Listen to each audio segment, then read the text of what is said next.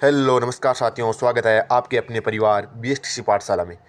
तो साथियों, आज राजस्थान बीएसटीसी 2025 की जो एग्ज़ाम है आपका, उसकी जो पहली क्लास है वो मैं आज आपके लिए लेकर आया हूँ। और ये क्लास है आपकी शिक्षण अभिरुचि की। क्या? शिक्षण अभिरुचि की, ठीक है ना। शिक्षण अभिरुचि आपके सिलेबस में शामिल है। 50 प्रश्न आते हैं, ठीक है। 50 प्रश्न आते हैं, प्रत्येक प्रश्न 3 नंबर का होता है और कुल मिला के 150 नंबरों का जो हमारा मटेरियल ये रहता है, ठीक है। अब इन 150 नंबर है ये आप ऐसा मान के चलो, आपके लिए अगर आप 1 महीना ढंग से तैयारी कर लो ना, क्या 1 महीना अगर ढंग से तैयारी आप कर लो तो ये आपके 150 नंबर है। लगभग लगभग आपके 130 140 नंबर है जो 150 में से वो आसानी से आ सकते हैं। कहने के तो ये सब्जेक्ट सबसे आसान है। क्या? सबसे आसान है। सभी स्टूडेंट है इस पर सबसे कम ध्यान देते हैं कि इसको तो लास्ट में कर लेंगे, वैसे कर लेंगे। तो वैसा कुछ नहीं है।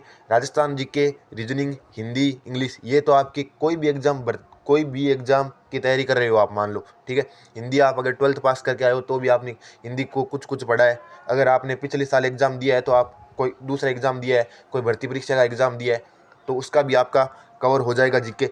लेकिन लेकिन क्या, शिक्षण अभिरुचि जो आपकी है ये ओनली फॉर पीटीटी और बीएसटीसी के सिलेबस में आपकी दी जाती है। और ये यही आपका सिलेक्शन है, जो सिलेक्शन के पास आपकी कॉलेज अलॉटमेंट में इसका बहुत बड़ा जो रोल होता है, ठीक है। तो शुरू करते हैं हमारी पहली क्लास से जो शिक्षण अभिरुचि की रहने वाली है। टारगेट रहेगा कि 50 क्लास है वो आज से डेली आपके लिए लेके आई जाए, ठीक है। तो शुरू करते हैं हमारे पहले प्रश्न से। उत्तरदायित्व की भावना का प्रारंभिक पाठ है बालक ग्रहण करता है। क्या? उत्तरदायित्व की भावना का प्रारंभिक पाठ जो बालक है ग्रहण कहाँ से करता है? तो घर से, विद्यालय से, समाज से, स्वयं से। उत्तरदायित्व की भावना, ठीक है ना। तो साथियों, इसका सही उत्तर हो जाएगा आपका घर से। क्या? जो उत्तरदायित्व की भावना होती है आपकी साथियों, ये बालक कहाँ से ग्रहण करते हैं? घर से ग्रहण करते हैं साथियों, ठीक है ना। घर इसका बिल्कुल सही उत्तर हो जाएगा। ऑप्शन नंबर 1 है जो बिल्कुल उत्तरदायित्व की भावना आपकी घर से ही जो है उत्पन्न होती है। अब चलते हैं अगले प्रश्न की ओर। अगला प्रश्न है क्वेश्चन नंबर 2। विद्यार्थियों में नैतिकता के विकास के लिए। क्या? विद्यार्थियों में नैतिकता के विकास के लिए आवश्यक है? नैतिकता के विकास के लिए विद्यार्थियों के लिए क्या आवश्यक है? पारिवारिक माहौल, धार्मिक व्याख्यान, ईश्वर में आस्था, अच्छे बुरे का अंतर महसूस करना। तो साथियों, विद्यार्थियों में नैतिकता उत्पन्न करने के लिए आपका अच्छे बुरे में अंतर महसूस करना आवश्यक है, ठीक है ना। अच्छे बुरे में अंतर महसूस करना आवश्यक है। अच्छे बुरे का जो भेद है वो उसको आना चाहिए, ठीक है, कि कौन अच्छा है कौन बुरा है, कौन सी चीज़ हमारे लिए अच्छी है कौन सी चीज़ हमारे लिए बुरी है, ठीक है। अब चलते हैं अगले प्रश्न की ओर। स्वयं की रुचि निर्भर होनी चाहिए। स्वयं की रुचि किस पर निर्भर होनी चाहिए? माता पिता पर, समाज पर, मित्रों पर, स्वयं पर। तो स्वयं की रुचि आपकी किस पर निर्भर होनी चाहिए? अब मान लो आपकी पढ़ने में रुचि है, तो माता पिता की रुचि हो या ना हो, अगर आपकी रुचि नहीं है तो आप नहीं पढ़ोगे। अगर आपकी रुचि है पढ़ने की कि मुझे कुछ करना है, तो आपकी रुचि होनी चाहिए। अगर खेल में आपकी रुचि है, कई स्टूडेंट को मैंने देखा है, या कई ऐसे हमारे सामने कई उदाहरण है जो खेल में उनकी रुचि है लेकिन घर वालों ने मना कर दिया वो, जिससे वो खेल में नहीं जा सके, ठीक है ना। अब किसी की पढ़ने में रुचि है नहीं है बिल्कुल भी, उसको कोई अन्य काम में रुचि है, लेकिन माता पिता के जोर डालने से या दबाव डालने से वो क्या पढ़ाई करता है, लेकिन जो है पढ़ाई में आगे वो जो उसको सक्सेस है बिल्कुल नहीं मिलती। तो स्वयं की रुचि होनी आवश्यक है। तो इसमें स्वयं की रुचि निर्भर होनी चाहिए खुद पर, है ना। स्वयं पर होनी चाहिए, खुद की रुचि खुद पर डिपेंड होती है, ठीक है। अब चलते हैं अगले प्रश्न की ओर। अगला प्रश्न है सृजनात्मकता के विकास हेतु कौन सी शिक्षण विधि अपनाएंगे? सृजनात्मकता के विकास हेतु कौन सी शिक्षण विधि है जो अपनाएंगे? समस्या समाधान विधि, कहानी विधि, व्याख्यान विधि, व्यक्ति इतिहास विधि। तो सृजनात्मकता के विकास के लिए आपको साथियों मैं बता दूं, समस्या समाधान विधि जो आपकी है, क्या समस्या समाधान विधि जो आपकी है वो अपनाएंगे, ठीक है ना, सृजनात्मकता के विकास के लिए। तो ऑप्शन नंबर 1 बिल्कुल इसका जो समस्या समाधान विधि है, क्या समस्या समाधान विधि है, जो इसका बिल्कुल सही उत्तर आपका हो जाएगा। अब चलते हैं अगले प्रश्न की ओर। अगला प्रश्न है आज की क्लास का क्वेश्चन नंबर 5। विद्यार्थी तथा आम श्रोता में कोई अंतर नहीं है। विद्यार्थी तथा आम श्रोता में कोई अंतर नहीं है, उक्त उक्ति से आप क्या समझते हैं, है ना। उक्त उक्ति से आप क्या समझते हैं? तो विद्यार्थी और आम श्रोता में बहुत अंतर होता है, ठीक है ना। तो मैं इस बात से बिल्कुल क्या हूँ असहमत। क्या? विद्यार्थी और आम श्रोता में बहुत अंतर है जो आपका होता है, ठीक है। तो इस बात से हम क्या है असहमत। ऑप्शन नंबर 2 है इसका बिल्कुल सही उत्तर आपका हो जाएगा, ओके। अब चलते हैं अगले प्रश्न की ओर। Question number 6। जब कोई विद्यार्थी अप्रासंगिक प्रश्न पूछता है तो आप क्या करेंगे? क्या? जब कोई विद्यार्थी अप्रासंगिक प्रश्न पूछता है तो आप क्या करेंगे? उसका उपहास करेंगे, उसकी गलती का आभास करा देंगे, उसकी अवहेलना करेंगे या उसको अन्य अवसर देंगे? मान लो कोई स्टूडेंट है, ठीक है, अब आप बीएसटीसी करके क्या टीचर बन गए, ठीक है। अब कोई आपकी क्लास में ऐसा स्टूडेंट है जो आपसे पढ़ाई से अन्य कोई प्रश्न पूछता है या अप्रासंगिक, जिसका कोई क्या उससे पढ़ाई से कोई लेन देन ना हो, या कोई अन्य ही कोई प्रश्न आपसे पूछ ले, तो उसका क्या करेंगे? उपवास इसका मजाक उड़ाएंगे? नहीं, मजाक तो बिल्कुल भी नहीं उड़ाएंगे। उसकी गलती का आभास करा देंगे, ये हो सकता है कि गलती का आभास करा देंगे, उसकी अवहेलना करेंगे, उसको अन्य अवसर देंगे। तो उसको क्या करेंगे? उसको साथियों क्या करेंगे? उसको हम उसकी गलती का क्या कराएंगे? आभास कराएंगे, ठीक है ना। उसकी गलती का उसको आभास है जो हम करा देंगे कि भैया ये प्रश्न है, या आपकी अप्रासंगिक है, या आपके लिए सही नहीं है, या आप पढ़ाई से रिलेटेड नहीं है, या आपके काम का जो प्रश्न है ये नहीं है, ठीक है। अब चलते हैं अगले प्रश्न की ओर। शीर्ष गोपनीय संप्रेषण के लिए क्या? संप्रेषण क्या है? अपने विचारों को एक दूसरे से आदान प्रदान करना, संप्रेषण, ठीक है ना। तो शीर्ष गोपनीय संप्रेषण ऐसा कह सकते हैं, हम बातचीत करना, ठीक है, अपना मैसेज उस तक पहुंचाना, दूसरे व्यक्ति तक। तो शीर्ष गोपनीय क्या क्या पूछा है? गोपनीय संप्रेषण हेतु स्रोत एवं ग्राहक, क्या स्रोत और ग्राहक संप्रेषण, जो ग्रहण करता है, जो मैसेज वो ग्रहण करता है, उसके मध्य की दूरी होनी चाहिए। इसकी भी एक दूरी होती है गोपनीय। अगर शीर्ष गोपनीय है तो उसकी दूरी कितनी होनी चाहिए? आपकी होनी चाहिए 3 से 6 इंच। क्या 3 से, अगर कोई बात को आपको गोपनीय तरीके से करनी है तो क्या 3 से 6 इंच की दूरी आपके मध्य होनी चाहिए। इससे ज़्यादा है तो फिर गोपनीय नहीं रहेगी, आसपास के लोगों को भी सुनाई देगी, ठीक है। तो ऑप्शन नंबर 4 इसका बिल्कुल हमारे क्वेश्चन नंबर 7 का जो शीर्ष गोपनीय संप्रेषण हेतु स्रोत एवं ग्राहक संप्रेषण के मध्य की दूरी होनी चाहिए 3 से 6 इंच, साथियों, ठीक है ना। तो ऑप्शन नंबर 4 इसका बिल्कुल सही उत्तर आपका हो जाएगा। अब चलते हैं अगले प्रश्न की ओर। आपको यदि व्यवसाय चयन के लिए, क्या आपको अगर व्यवसाय चयन के लिए आज़ादी दी जाए तो आप सर्वोच्च प्राथमिकता किसे देंगे? व्यवसाय चयन के लिए, ठीक है ना, जो आपको कोई बिजनेस चयन करना है, मान लो बिजनेस को चयन करना है कि मुझे तो ये बिजनेस करना है, तो आप किसे प्राथमिकता है वो सर्वोच्च देंगे? चिकित्सा को, बैंक अधिकारी को, शिक्षण को, कानून को, ठीक है ना। ये तो होता है रुचि पर, लेकिन हम क्या पढ़ रहे हैं? हम बीएसटीसी क्यों कर रहे हैं? हम बीएसटीसी इसलिए कहे हम टीचर बन जाए, ठीक है ना। हमें शिक्षण अच्छा लगता है ना, पढ़ाना अच्छा लगता है, शिक्षक बनना चाहते हैं। तो इस प्रकार के अगर पढ़ाई से रिलेटेड यानी व्यवसाय आ गया, अब सीधी सी बात है, आप एग्जाम दे रहे हो बीएसटीसी का, अगर उसमें ये प्रश्न पूछा गया तो आप क्यों दे रहे हो बीएसटीसी एग्जाम? आपका व्यवसाय दूसरा है तो ये क्यों दे रहे हो, ठीक है। तो ये शिक्षण हो जाएगा, इसको बिल्कुल, है ना, शिक्षण है वो बिल्कुल है, हो जाएगा। ऑप्शन नंबर 3 बिल्कुल राइट आंसर इसका साथियों आपका जो हो जाएगा। ओके, अब चलते हैं अगले प्रश्न की ओर। अगला प्रश्न है आपका, भूल सुधार पद्धति को किस प्रकार बढ़ावा दिया जा सकता है? भूल सुधार पद्धति को किस प्रकार बढ़ावा जो आपका दिया जा सकता है, ठीक है। एक सेकेंड रुकना। तो आपका सही उत्तर क्या हो जाएगा साथियों? भूल सुधार पद्धति को किस प्रकार से बढ़ावा दिया जा सकता है? तो आपके ऑप्शन है, खेल विधि से, स्वतंत्र रूप से अध्ययन द्वारा, सर्वे दृश्य सामग्री द्वारा, नाटक के तरीके से, ठीक है। नाटक के तरीके से भूल सुधार पद्धति का बढ़ावा किस प्रकार दिया जा सकता है? तो आपको नाटक के तरीके से भूल सुधार, है ना, नाटक के तरीके से आपका एक नाटक के तरीके से भूल सुधार पद्धति को बढ़ावा बिल्कुल दे सकते हैं ना। क्या कर सकते हैं? नाटक के तरीके से। तो ऑप्शन नंबर 4 इसका बिल्कुल है सही उत्तर आपका जो हो जाएगा साथियों, ठीक है ना। अब चलते हैं अगले प्रश्न की ओर। अगला प्रश्न है हमारा क्वेश्चन नंबर 10 आज की क्लास का, निम्नलिखित में से कौन सी दृश्य श्रव्य सामग्री है? क्या पूछा, देखिए लिखा क्या है इसमें, दृश्य जो देखने की, जो सुनने की सामग्री है। क्या? जो देखने की दृश्य श्रव्य सुनने की सामग्री है, जिसे हम देख भी सकते हैं। तो रेडियो है, तो रेडियो को तो हम सिर्फ क्या कर सकते हैं? देख सकते हैं। ब्लैक बोर्ड है, तो ब्लैक बोर्ड को भी हम देख सकते हैं, ठीक है। ब्लैक बोर्ड, अगर ब्लैक बोर्ड पर कोई टीचर पढ़ा रहा है तो हम सुन सकते हैं, लेकिन black board, only black board दिया है, तो ब्लैक बोर्ड क्या है? सिर्फ देखने की है, ठीक है। टेलीविज़न, OHP, तो हमारा बिल्कुल सही उत्तर इसका क्या हो जाएगा साथियों? टेलीविज़न है जो इसका सही उत्तर हो जाएगा, ठीक है ना। टेलीविज़न ये क्या है? दृश्य श्रव्य सामग्री है, ठीक है ना, जिसे हम देख सकते हैं, सुन सकते हैं, ठीक है ना।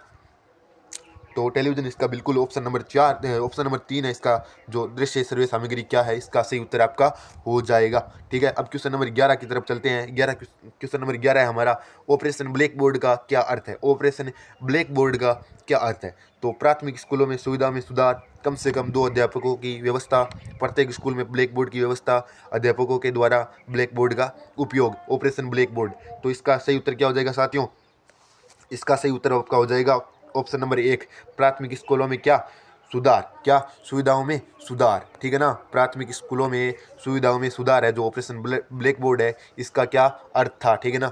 जो आपकी ब्लैक बोर्ड है, ऑपरेशन ब्लैक बोर्ड है, इसका जो प्राथमिक स्कूलों में सुविधाओं में सुधार जो इसका अर्थ है, तो ऑप्शन नंबर 1 इसका बिल्कुल सही उत्तर हो जाएगा क्वेश्चन नंबर 11 का, ठीक है। अब चलते हैं अगले प्रश्न की ओर। अगली प्रश्न है हमारा वाणी एवं भाषा का विकास, क्या वाणी एवं भाषा के विकास में वाणी एवं भाषा का विकास न होने में, इसमें थोड़ा मिसप्रिंट हुआ है, इसको ऐसा बोलो आप है, वाणी और भाषा में भाषा के विकास ना होने का कारण है, क्या वाणी एवं भाषा के विकास का, क्या विकास का ना होने का कारण है, ठीक है। तो वाणी और भाषा के जो वाणी और भाषा आपकी उसमें विकास न होने का क्या कारण है, जन्म से बहरापन, क्या जन्म से बहरापन है अगर आप में, तो वाणी और भाषा का विकास है वो जो अवरुद्ध है आपका हो जाएगा या रुक जाएगा। तो आपका ऑप्शन नंबर 3 है इसका बिल्कुल सही उत्तर हो जाएगा। जन्म से बहरापन है अगर, क्या जन्म से अगर बहरापन है तो वाणी और भाषा का विकास है सही तरीके से आपका नहीं होगा, ठीक है ना साथियों। अब चलते हैं अगले प्रश्न की ओर। ज्ञान अर्जन के लिए शिक्षक को होना चाहिए, ज्ञान अर्जन के लिए शिक्षक को कैसा होना चाहिए, प्रयासशील, सजग, पुस्तक संग्रहकर्ता, निश्चेष्ट। तो साथियों ज्ञानार्जन के लिए जो शिक्षक है उसको सजग होना चाहिए, क्या सजग। और अगर इसमें उपरोक्त सभी दिया हो तो इसमें आपका प्रयासशील, सजग और ये सभी ऑप्शन है बिल्कुल सही उत्तर हो जाएंगे। लेकिन इनमें से आपको पूछा है तो आपको एक जो टीचर है, एक शिक्षक है, उसको एक सजग जो टीचर होना चाहिए और प्रयासशील भी उसको होना चाहिए। लेकिन इसमें सजग है जो आपका बिल्कुल सही उत्तर है जो माना गया है, ठीक है। ओके, तो ऑप्शन नंबर 2 इसका बिल्कुल सही उत्तर हो जाएगा, सजग। क्या एक शिक्षक को कैसा होना चाहिए, ज्ञान अर्जन के लिए सजग होना चाहिए। अब चलते हैं अगले प्रश्न की ओर। क्वेश्चन नंबर आज की क्लास का 14, सामाजिक बुराई को दूर करने के लिए, क्या सामाजिक बुराई को दूर करने के लिए आप क्या करेंगे, समाज में कोई अगर बुराई है तो उसको दूर करने के लिए आप क्या करेंगे। जन चेतना जागृत करेंगे, संकल्प लेंगे, कुछ नहीं कहेंगे, पोस्टर द्वारा जागृति लाएंगे। तो सीधी सी बात है, अगर समाज में अगर कोई बुराई है तो हम जन चेतना के माध्यम से उस जो लोगों को जागृत करेंगे, ठीक है ना। लोगों को समझाएंगे, जा जाके एक समूह बनाएंगे, उस समूह को हम लोगों के बीच भेजेंगे कि भैया ये समाज में बुराई है, इसको ये एकदम बुरी चीज़ है या ये समाज के लिए है जो नुकसानदायक हो सकती है। तो जन चेतना से हम उनको जो लोगों को है, जो समाज को है, उनको जागृत करेंगे। तो ऑप्शन नंबर 1 बिल्कुल इसका सही उत्तर आपका साथियों हो जाएगा। ऑप्शन नंबर 1 सामाजिक जो बुराई है उसको जो दूर करने के लिए आपको जन चेतना जागृत करेंगे। ओके, अब चलते हैं अगले प्रश्न की ओर। क्वेश्चन नंबर 15 आज की क्लास का, शिक्षक का प्रमुख कार्य, क्या शिक्षक का प्रमुख कार्य क्या है। तो पाठ्यक्रम समय पर पूरा कराना, ये तो काम है बिल्कुल भी। छात्रों को प्रभावित शिक्षा देना, बिल्कुल ये भी सही है। छात्रों का मार्गदर्शन करना, छात्रों के साथ पक्षपातपूर्ण व्यवहार करना। वैसे तो ये चारों चीज़ें क्या है, चारों चीज़ें एकदम सही है। एक शिक्षक को ये चारों भी गुण आपके होने ही चाहिए। तो लेकिन इस प्रश्न का जो आपका सही उत्तर है क्या है, इस प्रश्न का जो सही उत्तर आपका क्या है, फटाफट से कमेंट बॉक्स में उत्तर दे दीजिए इसका। ये तो आपको आसान प्रश्न है आपके लिए, कोई ज़्यादा दिक्कत वाली बात नहीं है। आपके जो एक शिक्षक का प्रमुख कार्य पूछा है तो इसका सही उत्तर क्या हो जाएगा साथियों, छात्रों को प्रभावी, क्या छात्रों को प्रभावी। इनमें से आपका जो सबसे उचित उत्तर है आपका छात्रों को प्रभावित शिक्षा देना, प्रभावी शिक्षा देना, ठीक है ना। मैंने बोला था ना आपको 2020 से पहले क्या सही के 3 नंबर, उससे गलत के 2 नंबर, उससे गलत के 1 नंबर, उससे गलत अगर पूरा गलत है तो उसका 0 नंबर। तो ये इस प्रकार से प्रश्न आपके जो लिए गए हैं, ठीक है ना। तो इसमें गलत तो पूरा गलत तो लगभग 1 होता है, लगभग 3 है वो एक जैसे। इस वजह से क्या छात्रों के जो एग्जाम देने जाते हैं जब हम, तो लगभग सभी प्रश्न जो हमें सेम से लगते हैं, सभी उत्तर हमें सेम से लगते हैं और हम गलत करके आ जाते हैं। पहले तो कोई बात नहीं थी, 2 नंबर तो मिल जाएंगे अगर उससे गलत है, इतना तो कोई बुद्धि किसी की ऐसा तो है नहीं एकदम जो पूरा गलत करके आएगा, इतनी तो आपको भगवान ने बुद्धि दी है। तो सीधी सी बात है, आप चुन सकते हो कि कौन सा सही प्रश्न जो इस बात के लिए। अब ऐसा पूछ लिया शिक्षक का कार्य, तो आपको छात्रों को प्रभावी शिक्षा देना बिल्कुल सबसे सही उत्तर यही लगेगा, ठीक है। तो ऑप्शन नंबर 2 इसका बिल्कुल उत्तर है, सही हो जाएगा आपका ऑप्शन नंबर 2, ठीक है। अब चलते हैं अगले प्रश्न की ओर। क्वेश्चन नंबर 16, यदि बालक का सामाजिकरण, क्या यदि बालक का सामाजिकरण न हो तो वो कैसा होगा। एक बालक का अगर सामाजिकरण न हो तो वो कैसा होगा, पशुवत, असामाजिक, कुसामाजिक, पूर्ण सामाजिक। तो इसका सही उत्तर हो जाएगा कुसामाजिक। अगर सामाजिकरण ही नहीं हुआ तो उसका क्या होगा, कुसामाजिक होगा वो, ठीक है ना, कुसामाजिक। तो ऑप्शन नंबर 3 बिल्कुल कुसामाजिक, ठीक है ना, कुसामाजिक। ओके,